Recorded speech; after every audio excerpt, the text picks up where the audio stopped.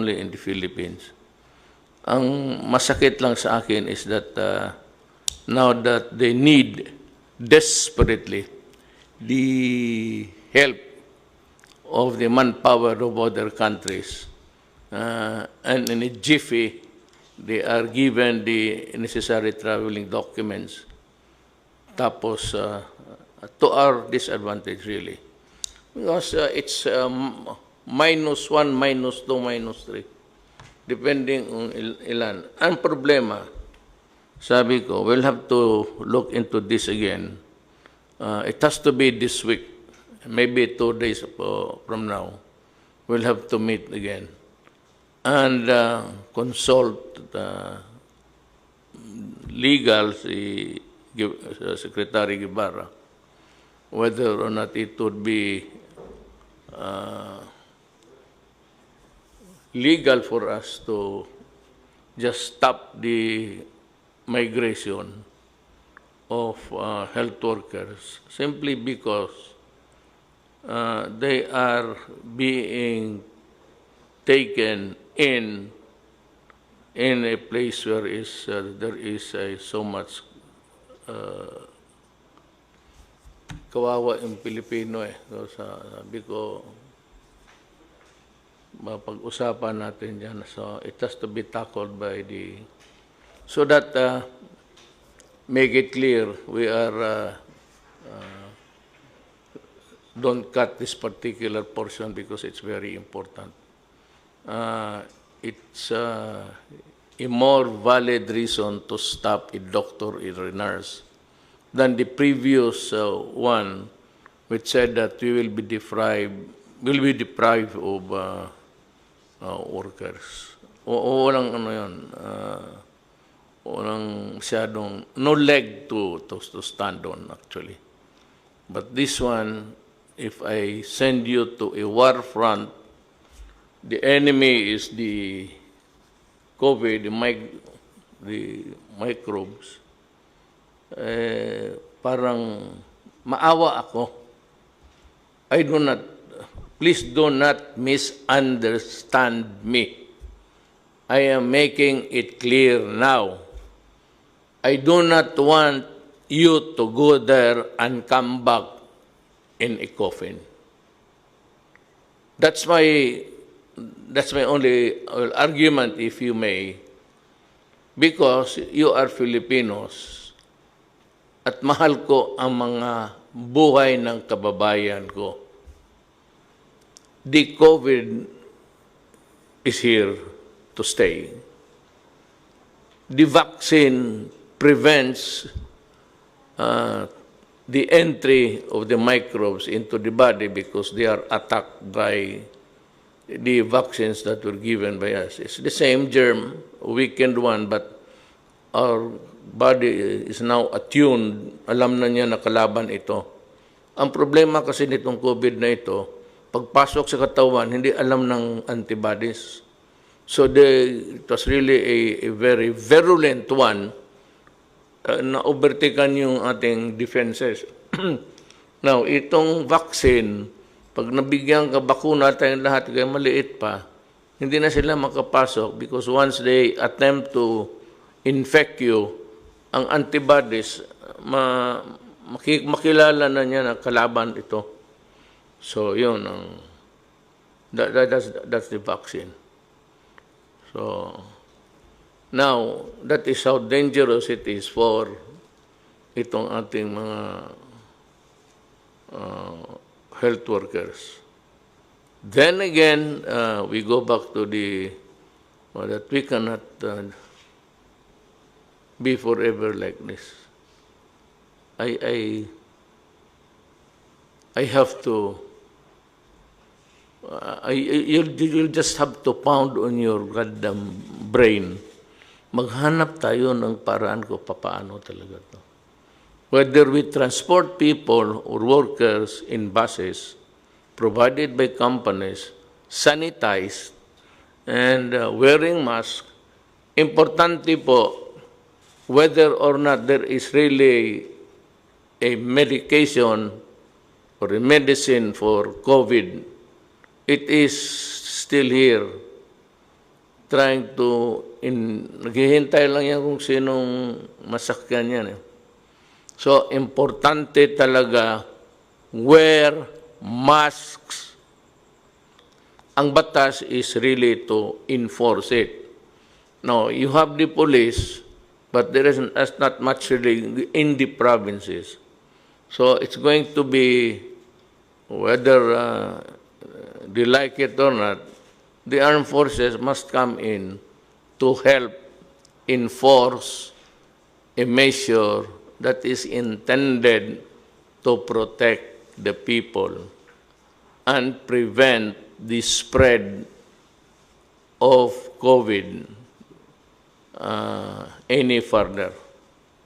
Now, sa Zamboanga, Cagayan, ngayon lang pumutok. That's a problem because before, narinig ko na, well, I do not want to quarrel with the mayors, but they took the warnings nonchalant. Now, one contamination to the other, ngayon pumutok na. So, that's a problem. Now, you see, you've heard that there are still thousands to worry about of returning Filipinos to our country. Now, itong isa is whether we can stop them from going out. Na i-reverse mo yan, the problem now is itong mga Pilipinong pabalik, hindi tinatanggap ng local governments. Now, it will boil down to the power of the President to promulgate rules and regulations to protect public health, which is actually an exercise of the police power of the state, as against the Bill of Rights. Because some workers coming from the outside are not welcome. Simply, they are not being accepted by the local governments. So mahirap ito. This is a constitutional issue. I'd like to address myself to the local executives. It is your duty to help and protect your constituents. I have no quarrel. Now you want the contagion stop right there at the doorstep. Huwag ka na lang pumasok dito because it contaminates the whole of the family in the house. But you know, Filipinos are citizens of this country. And whether we like it or not, they have this constitutional right to travel and to travel abroad and to come home after working there. This cannot just be just by wave of the hand. So we'll have to study this. We'll have to spend again. We will have to gather them in a place. Or yung mga hindi nagamit, doon na muna sila, and then we can make provisions for the food and everything. Rather than just leave them there stranded. If they have the money in their pockets, I'm sure that was intended as a saving for the family. At mauubos yung pera na yan. At they would go home with their pockets empty. We do not want that to happen.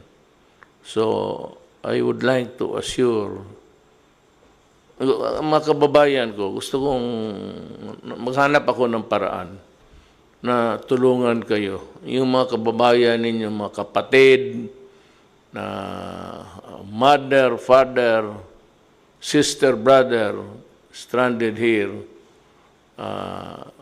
kung clear na, if they are really cleared by the medical authorities. That is binding, especially if it is, well, it has to be the certification of the Department of Health.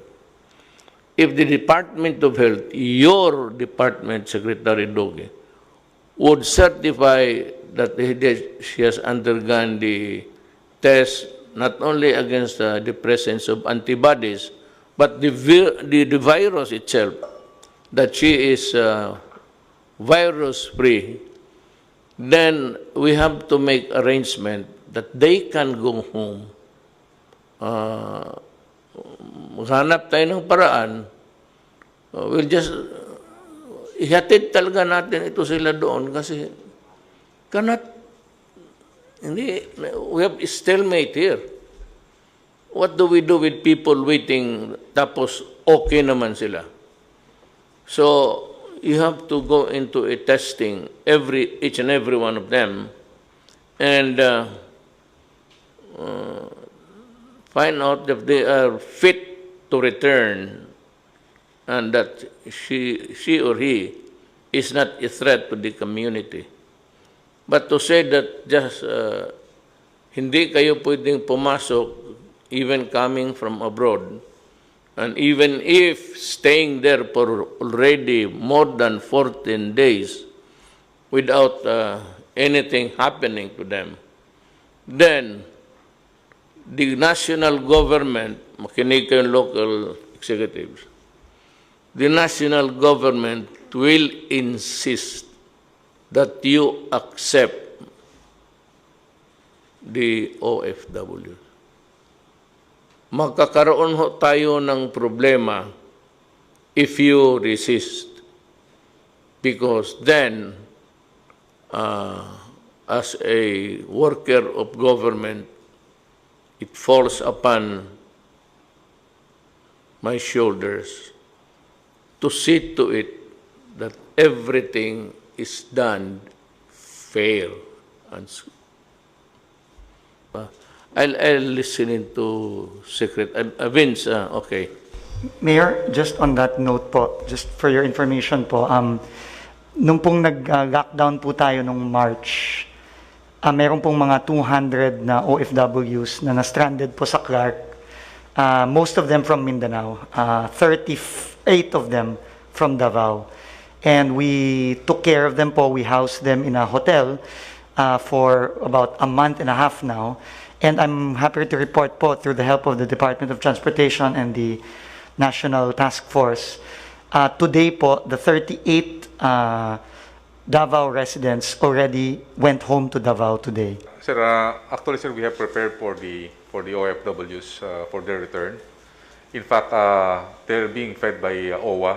The hotel accommodations is being paid by OWA and also by the manning companies. So they are well taken care of, sir. Then we will give you a presentation by Mr. Vince Dison on how we will immediately swab we organize a micro swabbing areas so that all the OFWs will be swabbed immediately so that they can go home. After they were tested negative, maybe after 3 days or 4 days, they can go home already with the certification of the Bureau of Quarantine that they are COVID-free. Yes, I think that there's no valid reason really to delay the return. Yes, sir. If they are found to be free from infection. Yes, to dilly-dally on this, it's to me a cruel thing, and it is not good for. I'm happy that you have an unahan and you were step ahead. Yes, sir. And I said you're prepared. Sir, actually, sir, we prepared with because I'm taking orders from Secretary of DOH and also with the National Task Force and the ISILG. We are coordinating, sir. That's why we make a plan on how we can swab them immediately, so that after 3 days we can swab all these 23,000 po, sir.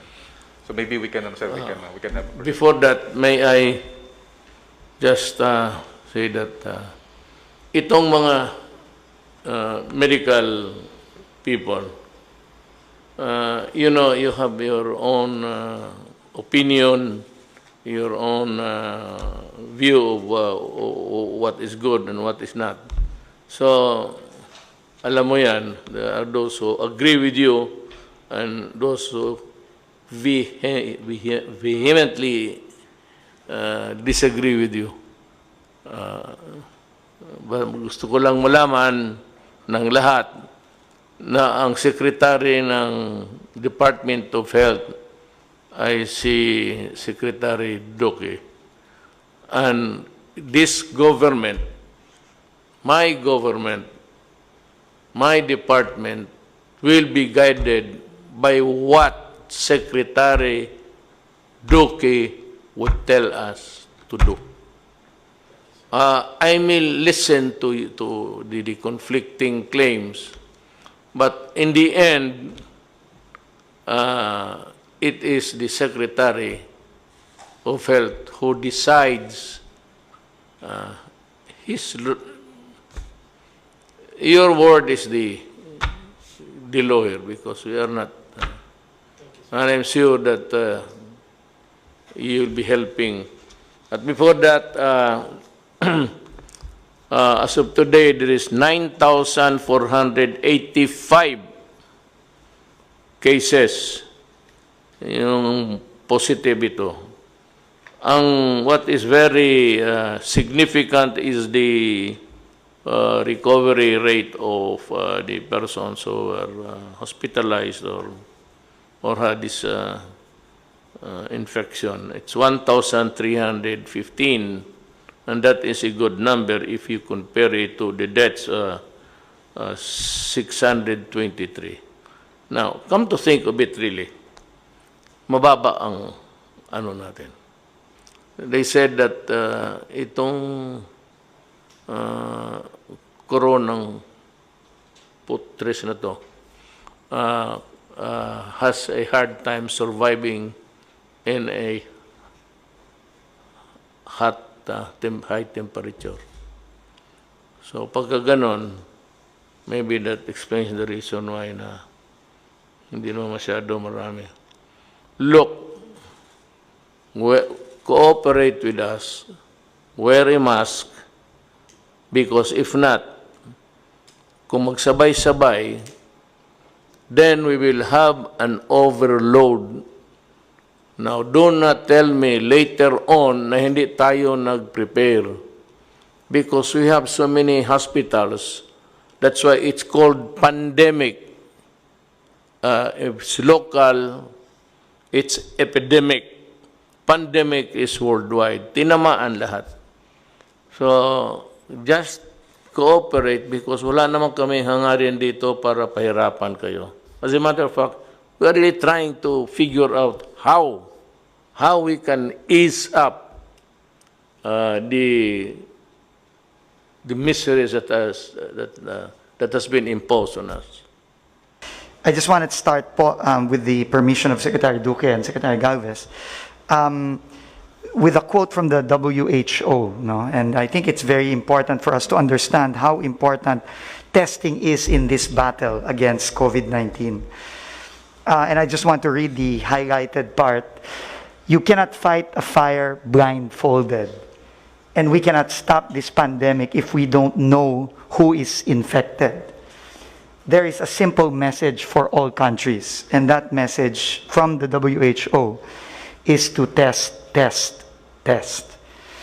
Sabi nga po ni General Galvez, kumbaga sa gera po, kailangan i-unmask natin yung kalaban, no? Kasi kung hindi natin iti-test, hindi po natin alam kung sino po ang nahawaan na nitong kalaban na ito. Ang kalaban po ay yung disease, hindi po yung taong may sakit. Ang kalaban po ay yung sakit itself. But to unmask that, we have to test.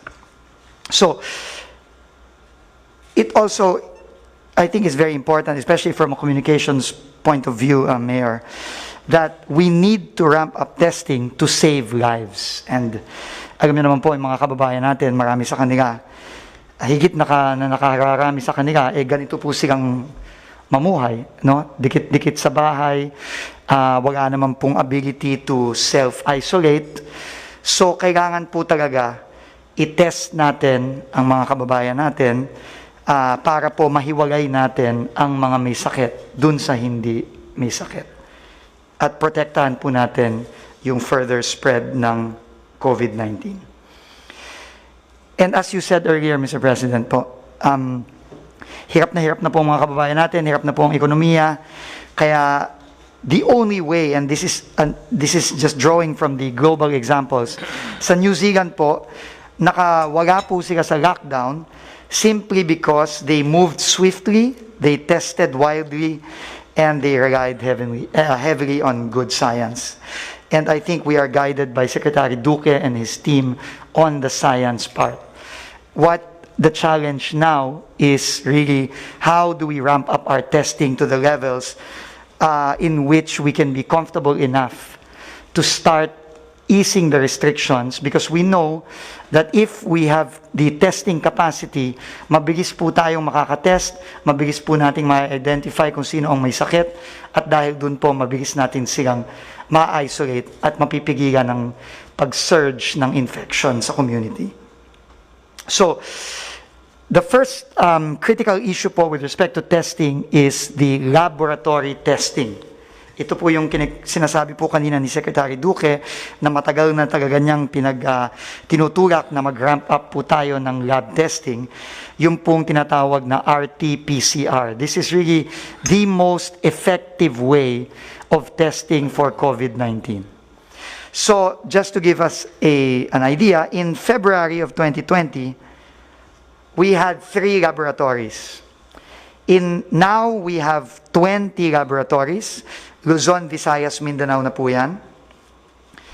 Our goal, Mayor, is to build 58 more, or to accredit and operate 58 more laboratories para po by May 30, in less than a month from now, we will have 78 laboratories all over the country, strategically located in areas that can really address the future surges in the communities all over the country. Right now po, there are about 58 already in the advanced stages of accreditation. And that is really what we need to do po. We need to speed up, and Secretary Duque emphasized this po, we need to speed up the accreditation of these labs in order for them to begin operation within the month of May. As an example po, no, this is really not meant to either pat our backs or also at the same time belittle us. But if we look at Vietnam, Mr. President, Mayor po, no, Vietnam po, in January of 2020, had 3 labs. 3 po ang laboratories nila. Ngayon po, they now have 112 laboratories. No, and this is, I think, we can draw from the experience of Vietnam and all other countries like Korea and Germany, those that have tested very, very swiftly and very broadly. Kasi ito po talaga ang way. Once na we have enough testing capacity, sabi nga po ni Secretary Duque at ni Secretary Galvez, mas magiging kampante po tayo na mag-ease ng restriction.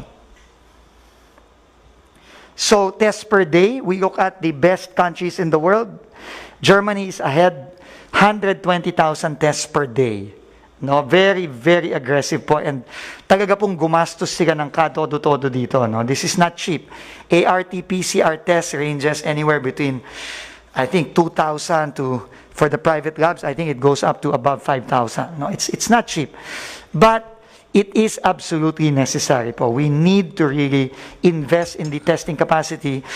Also because we know that a vaccine is not forthcoming soon. After detecting, testing, and tracing, we need po to isolate. Kaya po nung kaka-appoint lang po ni Secretary Galvez, as Chief Implementer, tinawagan po niya si Secretary Villar and myself para po bilisan ang pagtatayo ng mga mega quarantine facilities. At kailangan na rin po nating i-fast track ang construction ng mga ito sa iba't ibang lugar sa Pilipinas. Nung pong Saturday, nasa Zamboanga po kami ni Secretary Galvez, and tutulungan na po natin si Mayor Ben Climaco na magtayo ng quarantine facilities nila dahil nga po may upsurge in cases sa Zamboanga. So we have to isolate them. Then we have to treat them. No? Yung isolation po and treatment, they go hand in hand because we want to make sure that our hospitals do not get too congested. Under the efforts po of the DOH and the IATF, nagtayo po tayo ng mga mega swabbing centers. Dahil po hindi lang lab, Mayor, ang ating challenge, no? Kasi po, kahit na po tayo may lab, kung wala naman pong specimen na itetest yung lab, hindi po natin matetest ang ating mga kababayan. So ngayon po, may napakalaking effort initiated by the Executive Secretary na kumuha po ng mga volunteers from all government agencies to come out and help in the swabbing and encoding and barcoding of our mega swabbing centers. We are building 4 today. We started po last week, and they will all be completed this week. Secretary Galvez. Yes, sir. For now, sir, we will prioritize the 25,000 OFWs. As per your instruction, we will make sure that they will go home immediately. Sir, I would like to report on my compliance to you pertaining going to the field. So when we heard that Zamboanga is already there is a spike of cases, we talked with the mayor, and as immediate actions that you have give the instruction, we visited the 3 laboratories there in Zamboanga, and we brought 1,100 kits po, sir. Yun po ang instruction sa akin na pag kami kailangan po ibigay po kaagad. So kahapon po, nagpadala ulit tayo ng another C295, yung more or less na 46 boxes ng RITM para ma-operationalize yung Department of Agriculture Laboratory, na doon po nilagay yung laboratory po ng ating mahal na Secretary Duque. Baka maging operational po na po yun within the month. So 3 laboratory po ang itatayo po natin sa Zamboanga City to also cater yung Zamboanga Peninsula, Basilan, Sulu, and Tawi-Tawi. Sinabi ko po kay Mayor na kailangan po pangalagaan niya rin po yung Bangsamoro dahil kasi yung kanya pong location, isa po ang melting pot ng barn sa Region 9. And he accepted our and he want to convey her thanks to you, sir, for acting immediately during the time that they need, because they text me and they said please help us. So immediately the Secretary of National Defense ordered me to proceed to Zamboanga City, sir. Sir, complied, sir, with your instructions, sir. And our PPE 200,000 will be brought to Davao as per your instruction also. It will be our main depot, so that all the supplies be needed by Mindanao will be taken from the Davao, sir. I'd like to thank everybody, beginning from Secretary Duque, Secretary Andio, Secretary Galvez, ay ang ating workhorse talaga dito. Well, I know that overwork kayong lahat, especially hurried masyado yung Secretary Duque, but that is the price of public service. You are crucified, you are lahat na criticized severely, but in the end, when you retire or even for the day, you sleep, and if you think that what you did for the country, medyo kumpante ka na. So this I would like to address myself also to General Anyo. The responsibility of controlling COVID is not a national responsibility only.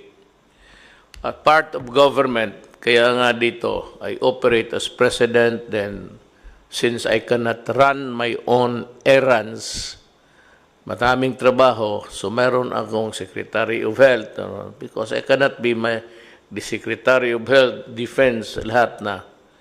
So, I cannot, as the saying goes, I cannot run my own errands. I function through the cabinet, and down the line, ang local government falls under the DILG headed by Secretary Anyo. Kailangan tumulong kayo. Even in the matter of the swabbing thing, if you can provide a place for the health guys to operate comfortably and immediately, do it. Para sa inyo yon. Trabaho ninyo yan eh. Hindi lang yan trabaho ng local government. Just don't tell us to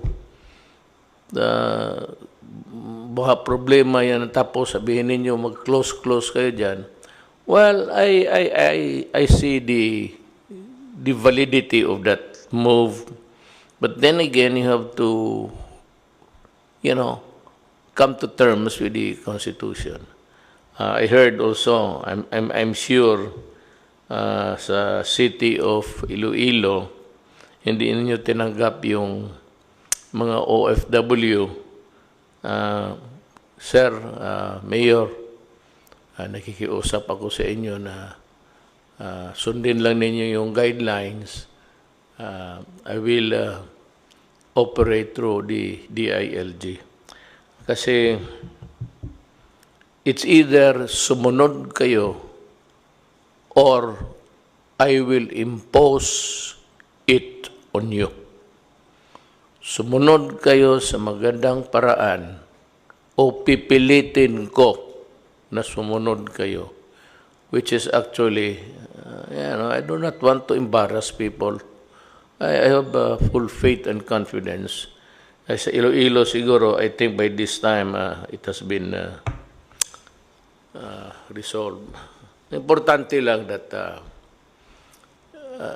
the returning workers, our brothers and sisters who have labored abroad, to give us also their share of their income with us. Kaya yung remittances ng dollar is one of the pillars ng ating economy. GDP niya is malaki ang binibigay ng OFWs, and we do not want to repay them with this kind of behavior. So Davao, I think, Inday has accepted it according to Bong and the others. The other places do not play heroes. Avoid it because, I said, we remain to be a unitary form of government. We are not federal. Federal, makaano ka. Because you have a great thing about local autonomy in its purest form. Ang Pilipinas, hindi po, it's presidential type and being controlled by the national government, lalo na itong mga ganito. I do not have to lecture. I just want to remind people also listening na ganon ho ang ating patakaran. Now, yung baka sakali, itong mga lalabas, observe in the meantime, please kindly observe the mask and the distance rule. Yung medyo malayo ka na. Huwag kayong magdikit-dikit because yung nga sabi nila the easiest way to transmit is to be kissing each other.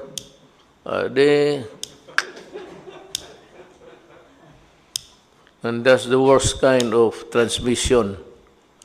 If you want to transmit your love, go ahead.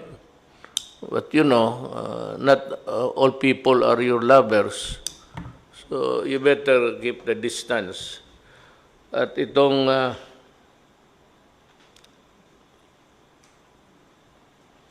yung mga big business, let me tell you something.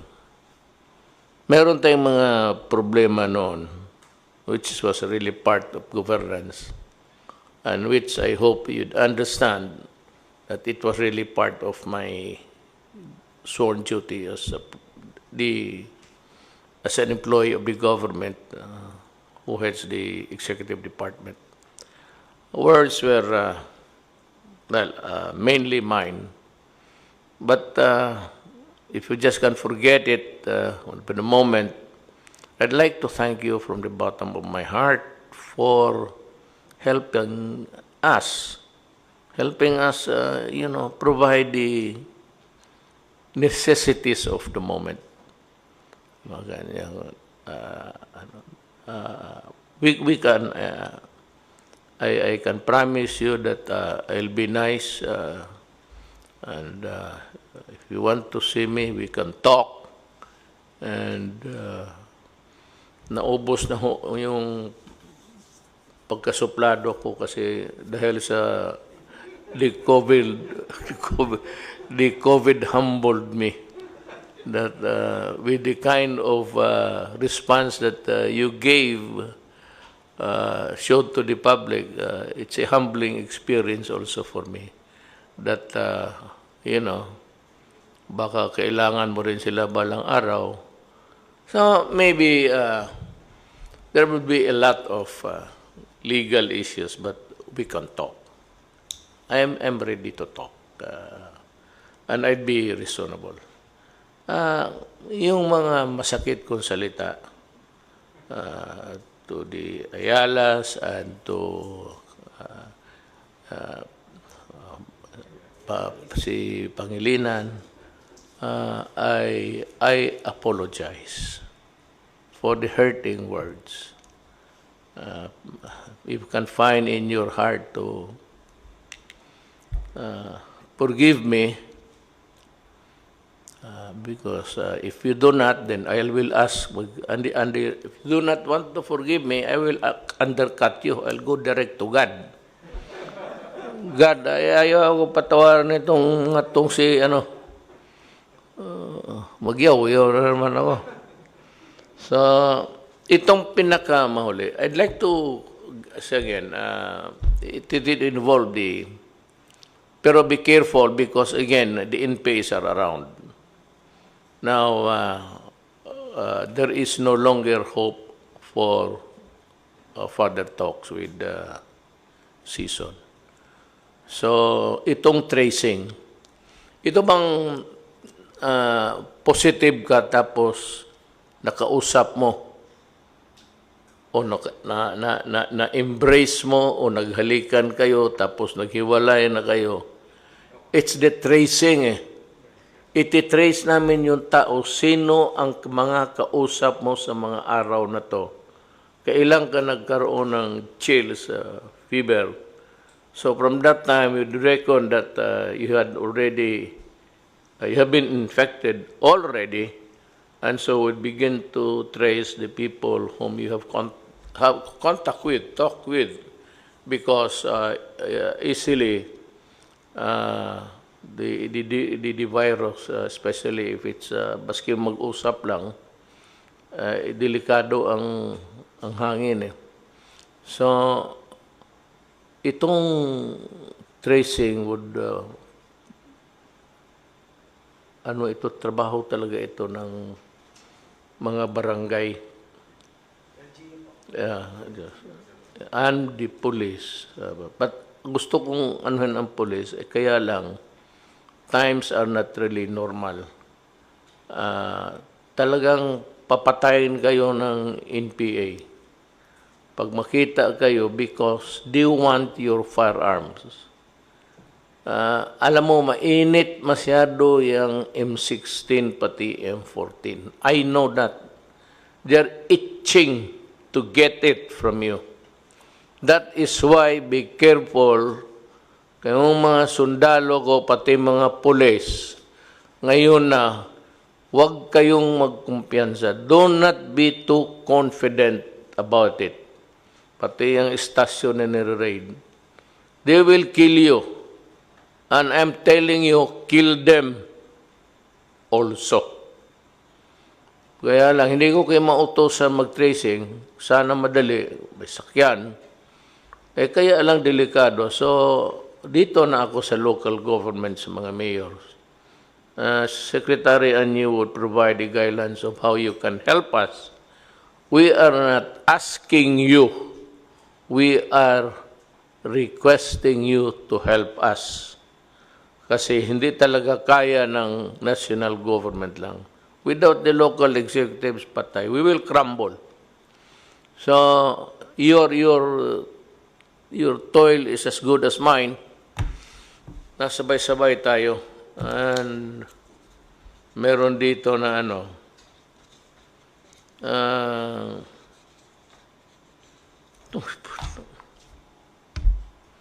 sinabi ko na sa inyo noon, huwag sa panahong ito. Merong mga, wala akong basta local government employees. Lahat naman tayo workers Diretsuhin natin, local government workers. I do not want to mention titles here. Meron, sinabi ko na sa inyo, huwag ninyo, do not, lang kay, good boy ako nga na, hindi ako magmura. Sinabi ko na sa inyo na kung may gawin kayo, huwag sa panahong ito. Alam ko noon pa, sinabi ko na sa kanila na ako nagre-resist na ipadala ko sa, alam nila, kasi pagdating dyan sa local government units, the mayor, si Bing, o Beng ba yan? Si Beng, pati sila Inday, talagang nagtatrabaho. Pero yung mga minsan, down the line, downstream, wala naman kang kasing, walang tao na sa karami thousands ito. We requested the local government units. Ang mga mayors naman, kindly look into the people that you have commissioned to do the distribution sa pera. Kagaya nitong Barangay Kagawad Danilo Flores ng Agustin Hagonoy, Bulacan. Ang putang ina mo, nakuha ka pa ng television na may doon, Grab, it's not Grab, it's actually nakuha ka, na hinihingi mo. Mahirap na nga, ikaw may trabaho ka na, kagawad ka, ang putang ina, kukunin mo pa yung pera ng mahirap. I would like to presume that you were elected because your constituents find you to be a man of integrity, honesty, and that you can perform. So, wala akong dyan. Kaya tingnan niyo itong mga empleyado na ito. Pati itong 4-piece. Sabi ko na nga this is a directive. This is a direct order to everybody. Pag mag-distribute kayo ng pera, huwag ninyong ibigay sa mga putang inang yung mga asawang na ibigay ninyo sa babae, to the wife. Huwag ninyong ibigay dyan sa mga lalaki, mga wala na nga ginagawa, walang trabaho, walang binibigay sa pamilya, at mayroon pang dadating na pera, sinusugal naman ninyo, iniipot.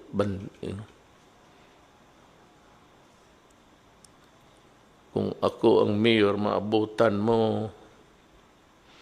Drinking ang gambling sa tulong ng tao.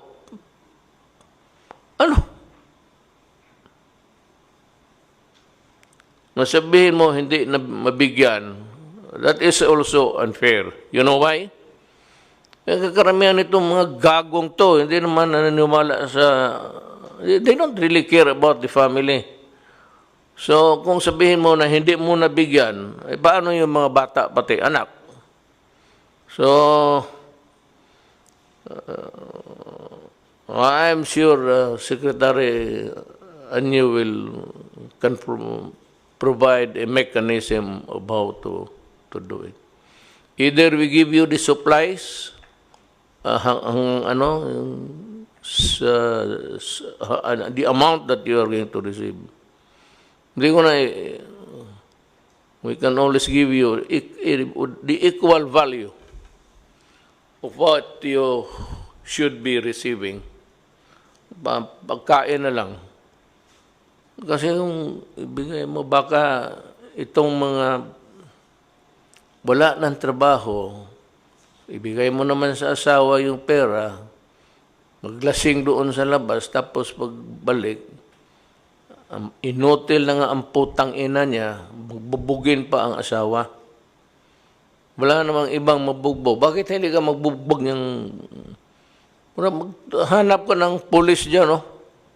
Batukan mo ulo para makita mo. Itong mga to, marami yan. They are plenty. Kaya mga Pilipino, pag malasing, wala nang binibigay sa pamilya, nang bugbog pa ng pamilya, bata pati. Mga kababayan ko, I hope that I have enlightened you about what we are doing. Lahat ito, wala. Itong lahat discussion ito, COVID, tapos to protect and save the Filipino. That is all there is to it. Maraming salamat po. Inatasan po ako ng ating Pangulo na inanunsyo na sa kagustuhan po ng ating Pangulo na matigil yung pangungurakot pagdating po sa SAP at iba pang ayuda ng gobyerno na ginawa po ni Kagawad Danilo Flores ng Hagonoy, Bulacan. Siya po ay magbibigay ng pabuya ng 30,000 pesos sa lahat po na magre-report ng mga local officials na kumakana o kinukurakot ang mga ayuda para po sa mga mahihirap. Tumawag lang po kayo sa 8888. Siyempre po, kung gusto nyo ng ayuda, mag-iiwan kayo ng pangalan at telephone number. At pag napatunayan po yung inyong reklamo sa korupsyon laban sa mga lokal na opisyales na kinukurakot yung mga ayuda na pinamimigay ng gobyerno, 30,000 pesos po ang pabuya na ibibigay ng ating presidente sa inyo. Alinsunod po ito sa zero tolerance na ating presidente laban sa korupsyon, lalo-lalo na po doon sa mga kumakana at kumukurakot ng ayuda para sa mga mahihirap.